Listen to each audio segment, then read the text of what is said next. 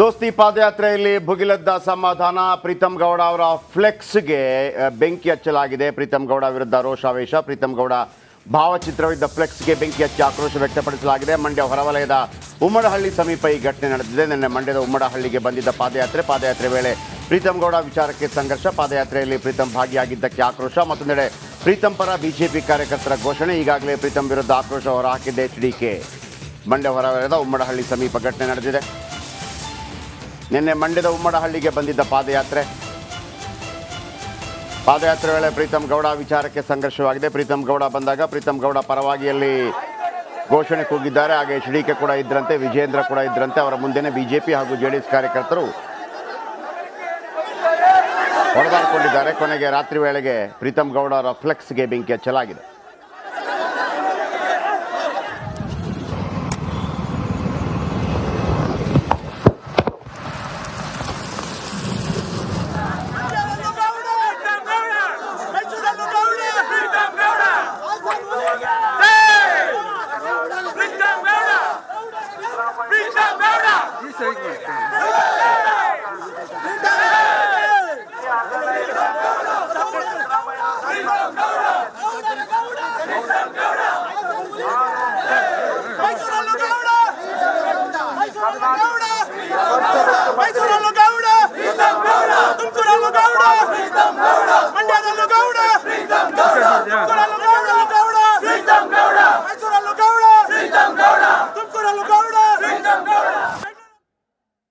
ಇದು ನನ್ನ ಮನಸ್ಸಿಗೂ ನೋವಾಗಿದೆ.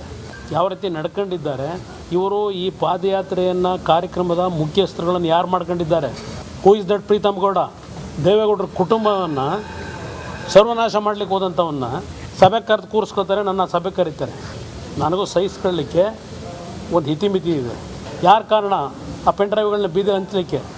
ಇಂಥವ್ರನ್ನ ನನ್ನನ್ನು ಸಭೆ ಕರೀತಾರೆ, ಅವ್ನ ಪಕ್ಕದಲ್ಲಿ ಕೂರಿಸ್ಕೊಂಡು ಮೀಟಿಂಗ್ ಮಾಡ್ಲಿಕ್ಕೆ ಕರೀತಾರೆ ನನ್ನನ್ನು. ನಮ್ಮ ಕುಟುಂಬಕ್ಕೆ ವಿಷ ಆಗ್ತಕ್ಕಂಥವ್ರನ್ನ ಜೊತೆಲಿ ಕೂರಿಸ್ಕೊಂಡು ಇವತ್ತು ಇದಕ್ಕೆ ನಮ್ಮ ಬೆಂಬಲ ಕೇಳ್ತಾರೆ. ಗೊತ್ತಿಲ್ಲ ಅವರಿಗೆ ಅಲ್ಲಿ ಏನೇ ಆಗಿದೆ ಅಂತ ಹಾಸನದಲ್ಲಿ.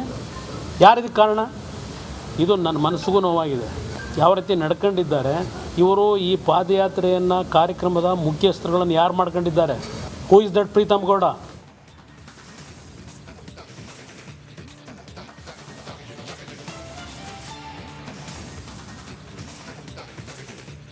ಅಲ್ಲಿ ಭಾಳ ಮುಖ್ಯವಾಗಿದ್ದದ್ದು, ಈ ಪ್ರೊಡಕ್ಷನ್ ಅವರಿಗೆ ಅದು ಅರ್ಥ ಆಗಲಿಲ್ಲ ಅದನ್ನು ಹೆಂಗೆ ತಗೋಬೇಕು ಅಂತೇಳಿ. ಅಲ್ಲಿ ಕುಮಾರಸ್ವಾಮಿ ಅವರು ಮೊನ್ನೆ 31ನೇ ತಾರೀಕು ಪ್ರೆಸ್ ಮೀಟ್ ಆದಾಗ ನಿಮ್ಮ ಪಾದಯಾತ್ರೆಗೆ ಬೆಂಬಲ ಇದೆಯಾ ಅಂತ ಕೇಳ್ತಾರೆ. ಬೆಂಬಲ ನಾವು ಮಾಡೋದಿಲ್ಲ ಅಂತ ಹೇಳಿರ್ತಾರೆ. ನೈತಿಕ ಬೆಂಬಲ ಇದೆಯಾ ಅಂತ ಹೇಳುವಾಗ ಅವರು ಹೋದವರು ವಾಪಸ್ ಬರ್ತಾರೆ. ನಮ್ಮ ಪ್ರೊಡಕ್ಷನ್ ಅವರು ಅದನ್ನು ಹಾಕಬೇಕಾಗಿತ್ತು. ಅವರು ಹೋದವರು ವಾಪಸ್ ಬರ್ತಾರೆ. That is very important. ಅಂದರೆ ಅವರ ರಿಯಾಕ್ಷನ್ ಯಾವ ರೀತಿ ಇತ್ತು ಅಂತೇಳಿ ಅಲ್ಲಿ ತನಕ ಅವರು ಮಾತಾಡಿರೋದಿಲ್ಲ. ಹೌದು. ಆಮೇಲೆ ಅದನ್ನು ಜಡ್ಜ್ ಮಾಡೋಕ್ಕಾಗಿಲ್ಲ ನಮಗೆ. ಪ್ರೊಡಕ್ಷನ್ ಅವರು ಅದನ್ನು ಜಡ್ಜ್ ಮಾಡಬೇಕಾಗಿತ್ತು ಫಸ್ಟು. ಹೋಗಿ ಅವರು ವಾಪಸ್ ಬರ್ತಾರೆ ಹಿಂಗೆ. ಮೊನ್ನೆ ಕೂಡ ನಾನು ಅದನ್ನು ತೋರಿಸಿದ್ದೆ ನೋಡಿ. ಹೋಗಿ ಬರೋದು. ಬೈಟ್ ಎಲ್ಲರೂ ಕೊಡ್ತಾರೆ.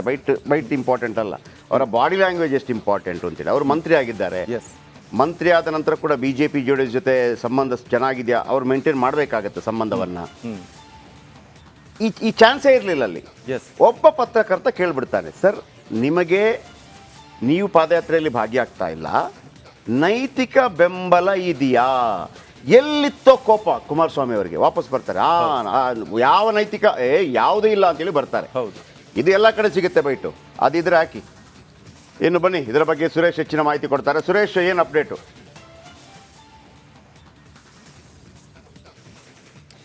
ಜಯಪ್ರಕಾಶ್ ಶೆಟ್ಟಿ, ಏನು ಸದ್ಯ ರಾಜಕಾರಣದಲ್ಲಿ ಬಿಸಿ ಗಾಳಿಯನ್ನು ಸೃಷ್ಟಿ ಮಾಡಿರ್ತಕ್ಕಂಥದ್ದು ಬೆಂಗಳೂರಿನಿಂದ ಮೈಸೂರಿನವರೆಗೆ ಪಾದಯಾತ್ರೆ. ಅದರಲ್ಲಿ ಈಗ ಈ ಪಾದಯಾತ್ರೆಯಲ್ಲಿ ಪ್ರೀತಮ್ ಗೌಡ ಅವರು ಮತ್ತಷ್ಟು ಬಿಸಿ ವಾತಾವರಣ ಹೆಚ್ಚಿರ್ತಕ್ಕಂಥದ್ದು ಅವ್ರ ಭಾಗಿಯಿಂದ. ಈಗಾಗಲೇ ನಿಮ್ಗೆ ಗೊತ್ತಿರೋಂತೆ ಹೈಕಮಾಂಡ್ ಮಟ್ಟದಲ್ಲಿ ಕೂಡ ದೊಡ್ಡ ಮಟ್ಟದಲ್ಲಿ ರಾಜಿ ಸಂಧಾನ ಆಯಿತು. ರಾಜಿ ಸಂಧಾನ ಆದಮೇಲೆ ಪಾದಯಾತ್ರೆಯೇ ನಿಂತೋಯ್ತು ಅಂತಕ್ಕಂಥ ಸಂದರ್ಭದಲ್ಲಿ ಪಾದಯಾತ್ರೆಯನ್ನು ಮತ್ತು ಇಬ್ಬರು ನಾಯಕರು ಕೂಡ ಅಧಿಕೃತವಾಗಿ ಮಾಡ್ತೇವೆ ಅಂತೇಳಿ ಘೋಷಣೆ ಮಾಡಿ ಇವತ್ತು ಪಾದಯಾತ್ರೆ ಜೋಡಿಯಾಗಿ ಹೆಜ್ಜೆಯನ್ನು ಹಾಕ್ತಾ ಇದ್ದಾರೆ. ಆದರೆ ಈ ಮಧ್ಯೆ ಯಾವಾಗ ಪ್ರೀತಮ್ ಗೌಡ್ರು ಕಳೆದ 2 ದಿನಗಳು ಅಂದರೆ ಜಯಪ್ರಕಾಶ್ ಶೆಟ್ಟಿ ಆರಂಭ ಏನು ಮೊದಲನೇ ದಿನ ಆಯಿತು, ಮೊದಲನೇ ದಿನ ಏನು ಜಂಕ್ಷನ್ ನೈಸ್ ರೋಡ್ ಜಂಕ್ಷನಿಂದ ಶುರುವಾಯಿತು, ಆ ಪ್ರಮುಖ ವೇದಿಕೆ ಇತ್ತು. ಆ ಪ್ರಮುಖ ವೇದಿಕೆಯಲ್ಲಿ ಪ್ರೀತಮ್ ಗೌಡ ಕಾಣಿಸ್ಕೊಂಡಿಲ್ಲ. 2ನೇ ದಿನ ಕಾಣಿಸ್ಕೊಂಡಿಲ್ಲ, 3ನೇ ದಿನ ಕಾಣಿಸ್ಕೊಂಡಿಲ್ಲ. 3ನೇ ದಿನ ಮಾತ್ರನ ಕೇವಲ ಸ್ವಲ್ಪ ದೂರ ಮಾತ್ರ ಹೆಜ್ಜೆ ಹಾಕಿ ಭಾಗಿಯಾಗಿ ಅಂತ ತೋರಿಸ್ಬಿಟ್ಟು ಹೊರಟರು. ಅದಾದ ಮೇಲೆ ನಂತರ ಯಾವಾಗ ಮಂಡ್ಯ ಭಾಗ ತಲುಪ್ತು, ಈ JDS ಬೆಲ್ಟ್ ಜಾಸ್ತಿ ಇರ್ತಕ್ಕಂಥ ಸ್ಟ್ರಾಂಗ್ ಆಗಿರ್ತಕ್ಕಂಥದ್ದು, ಸಹಜವಾಗಿ ಕುಮಾರಸ್ವಾಮಿ ಅಭಿಮಾನಿಗಳು ಸಹಜವಾಗಿ ಕೆರಳಿರ್ತಕ್ಕಂಥದ್ದು. ಯಾವಾಗ ಪ್ರೀತಮ್ ಗೌಡ ಅವರು ಬಂದಂಥ ಸಂದರ್ಭದಲ್ಲಿ ಪ್ರೀತಮ್ ಗೌಡ ಪರ ಸಾಕಷ್ಟು ಘೋಷಣೆಗಳನ್ನ ಕೂಗ್ತಾರೆ, ಗೌಡರ ಗೌಡ ಪ್ರೀತಮ್ ಗೌಡ ಹಾಗೆ ಅಂತ. ಅದು JDS ಕಾರ್ಯಕರ್ತರನ್ನ ಕಂಡ ಅಂತ ಸಂದರ್ಭದಲ್ಲಿ ಆ ಧ್ವನಿಯನ್ನು ಏರಿಸುವಂಥದ್ದು, ಅವರ ಕೆರಳಿಸುವ ವಿಷಯ ಅದಲ್ಲ ಸುರೇಶ್. ಕಳೆದ ಬಾರಿಯ ವಿಧಾನಸಭಾ ಚುನಾವಣೆಯಲ್ಲಿ ಇದೇ ಪ್ರೀತಮ್ ಗೌಡ ಹಾಸನದಿಂದ ಕಣಕ್ಕಿಳಿದಿರ್ತಾರೆ. ವೆರಿ ಫಸ್ಟ್ ಟೈಮ್ ಹಾಸನದಲ್ಲಿ ಪ್ರೀತಮ್ ಗೌಡ ಗೆದ್ದಿರ್ತಾರೆ. ಹೌದು. ಕಳೆದ ಬಾರಿ ಬಹಳ ದೊಡ್ಡ ಮಟ್ಟದಲ್ಲಿ ಗಲಾಟೆ ಆಗುತ್ತೆ ನೋಡಿ. ಅವರು ಹೋಗಿ ಬರೋದನ್ನು ತೋರಿಸಿ ಮತ್ತೊಮ್ಮೆ. ಆಂಬ್ಯುಲೆನ್ಸ್ ಬಿಡಿ. ನಾವು ಯಾವ ಕಾರಣಕ್ಕೂ ಕೊಡೋದಿಲ್ಲ. ಯಾಕೆಂದರೆ ಒಂದು ನಿಮಿಷ, ಇಲ್ಲಿ ನಮ್ಮನ್ನು ವಿಶ್ವಾಸಕ್ಕೆ ತೆಗೆದುಕೊಳ್ಳದೇ ಇದ್ದಾಗ ಬೆಂಗಳೂರಿನಿಂದ ಮೈಸೂರಿನವರೆಗೆ ನಮ್ಮ ಶಕ್ತಿ ಇರ್ತಕ್ಕಂಥದ್ದು ಅಷ್ಟೆಲ್ಲ ಇದ್ದು ನಾವು ಯಾವ ಕಾರಣಕ್ಕೂ ಕೊಡೋದಿಲ್ಲ. ಯಾಕೆಂದರೆ ಒಂದು ನಿಮಿಷ, ಇಲ್ಲಿ ನಮ್ಮನ್ನು ವಿಶ್ವಾಸಕ್ಕೆ ತೆಗೆದುಕೊಳ್ಳದೇ ಇದ್ದಾಗ ನೋಡಿ, ಇದು ವೀಕ್ಷಕರೇ, ಇದು 31ನೇ ತಾರೀಕಿಗೆ ಅವರು ಯಾರಿಗೂ ಗೊತ್ತಿರಲ್ಲ ಪಾದಯಾತ್ರೆ ನೋಡಿ. ಇದು ಮೊನ್ನೆ 31ನೇ ತಾರೀಕಿಗೆ. ಅದಕ್ಕಿಂತ ಮೊದಲನೇ ಸಂಡೇ BJP ಮತ್ತು JDSನ ಎಲ್ಲ ನಾಯಕರು, ಇವರು ಯಡಿಯೂರಪ್ಪ, ಯಾರು ವಿಜಯೇಂದ್ರ, ನಿಖಿಲ್ ಕುಮಾರಸ್ವಾಮಿ ಎಲ್ಲ ಕೂತು ಡಿಸೈಡ್ ಮಾಡ್ತಾರೆ. ಆದರೆ JDSಗೊಂದು ಮನಸ್ಸಿರೋದಿಲ್ಲ ಮಾಡೋದು ಬೇಡ ಅಂತೇಳಿ. ಆದರೆ ಈ ಹೇಳಿಕೆ ಇದೆಯಲ್ಲ, ಈ ಹೇಳಿಕೆ ಒಂದು ದಿವಸ ಮೊದಲು GT ದೇವೇಗೌಡರು ಮೈಸೂರಲ್ಲಿ ಹೇಳ್ತಾರೆ, ನಾವು ಪಾದಯಾತ್ರೆ ಮಾಡೋದು ಬೇಡ ಅಂತ ಅನಿಸ್ತಾ ಇದೆ, ಮಳೆ ಬರ್ತಾ ಇದೆ, ಮತ್ತೊಂದಿದೆ, ಮಗದೊಂದು ಇದೆ ಅಂತೇಳಿ. ಅಂದರೆ ವಿಷಯ ಏನಪ್ಪ ಅಂದರೆ ಇಲ್ಲಿ ಕೇಳ್ತಾರೆ, ಸರ್ ನೈತಿಕವಾಗಿ ನಾವಿಲ್ಲ ಅಂತ ಹೇಳ್ತಾರೆ. ಆಗ ಕುಮಾರಸ್ವಾಮಿ ಕೇಳ್ತಾರೆ, ಸರ್ ನೈತಿಕ ಸಪೋರ್ಟ್ ಕೊಡ್ತೀರಾ ಅಂತ ಹೇಳುವಾಗ ಯಾವುದೇ ಸಪೋರ್ಟ್ ಇಲ್ಲ. ಯಾಕೆ ಅಂತಂದ್ರೆ ಪ್ರೀತಮ್ ಗೌಡ ವಿಚಾರಕ್ಕೆ ಬರುತ್ತೆ. ಪ್ರೀತಮ್ ಗೌಡರ ಮೇಲೆ ಯಾಕೆ ಕೋಪ, ಅಷ್ಟು ಗ್ರಿಜ್ ಯಾಕಂತ ವಿಷಯ ಇಷ್ಟೇ. ಇಲ್ಲಿ ಏನಾಯ್ತು ನೋಡಿ, BJP ಮತ್ತು JDS ಬಹಳ ಮಜಾ ಇದೆ ಇಲ್ಲಿ. ಕಳೆದ ಬಾರಿಯ ಚುನಾವಣೆಯಲ್ಲಿ ಏನಾಯ್ತು, ಪ್ರೀತಮ್ ಗೌಡ ಸೋತರು. ಅದಕ್ಕಿಂತ ಮೊದಲ ಚುನಾವಣೆಯಲ್ಲಿ ಪ್ರೀತಮ್ ಗೌಡ ಗೆದ್ದರು. ಪ್ರೀತಮ್ ಗೌಡ ಗೆದ್ದ ನಂತರ ಗೌಡ್ರ ಫ್ಯಾಮಿಲಿ ಮತ್ತು ಇವರ ಪ್ರೀತಮ್ ಗೌಡ ಫ್ಯಾಮಿಲಿ ನೋಡಿ ಬಹಳ ದೊಡ್ಡ ವಾಗ್ಯುದ್ಧಗಳು, ಕಲ್ಲೇಟು ಎಲ್ಲವೂ ನಡೆಯಿತು. ಹೌದು. ಈ ಪ್ರೀತಮ್ ಗೌಡ ಹೇಳ್ಬಿಟ್ರು, ಈ ಸಲ ಯಾವನೇ ಬರಲಿ 50,000 ಮತಗಳ ಅಂತರದಿಂದ, ರೇವಣ್ಣ ಬರಲಿ 50,000 ಮತಗಳ ಅಂತರದಿಂದ ಡ್ಯಾಶ್ ಡ್ಯಾಶ್ ಡ್ಯಾಶ್. ಆಗ ಭವಾನಿ ರೇವಣ್ಣ ಏನು ಹೇಳ್ತಾರೆ, ನಾನು ಸ್ಪರ್ಧೆ ಮಾಡ್ತೇನೆ ಅಂತ ಹೇಳ್ತಾರೆ. ಭವಾನಿ ರೇವಣ್ಣ ಅಲ್ಲ, ರೇವಣ್ಣನೇ ಬರಲಿ ಅಂತಾರೆ ಪ್ರೀತಮ್ ಗೌಡ. ವಾಗ್ವಾದ ತಾರಕಕ್ಕೆ ಇರುತ್ತೆ.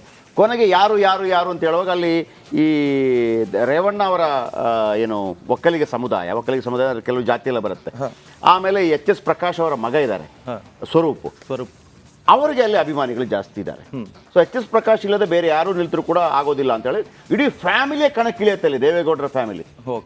ಭವಾನಿ ರೇವಣ್ಣ ಕೈ ಎತ್ತಿ ಹೇಳ್ತಾರೆ ಸ್ವರೂಪ್ ಅವ್ರನ್ನ, ಯಾರನ್ನ, ಇವ್ ನನ್ನ ಮಗ ಇದ್ದಾಗೆ ಇವನನ್ನ ಗೆಲ್ಲಿಸಬೇಕು ಅಂತೇಳಿ. ಅದಕ್ಕಿಂತ ದೊಡ್ಡದೊಂದು ಪ್ರಯತ್ನಗಳೆಲ್ಲ ಏನು ಅಂತಂದ್ರೆ, BJP, JDS, ಕಾಂಗ್ರೆಸ್ನ ಎಲ್ಲ ಓಟು JDSಗೆ ಪಾಸ್ ಆಗುತ್ತೆ. ಕಾಂಗ್ರೆಸ್ನ ಎಲ್ಲ ಓಟು JDSಗೆ ಪಾಸ್ ಆಗುತ್ತೆ. ಅಲ್ಲಿ 30-35 ಸಾವಿರ ಪಡೆದಂತ ಕಾಂಗ್ರೆಸ್ ಕೇವಲ 5,000 ಪಡೆಯುತ್ತೆ.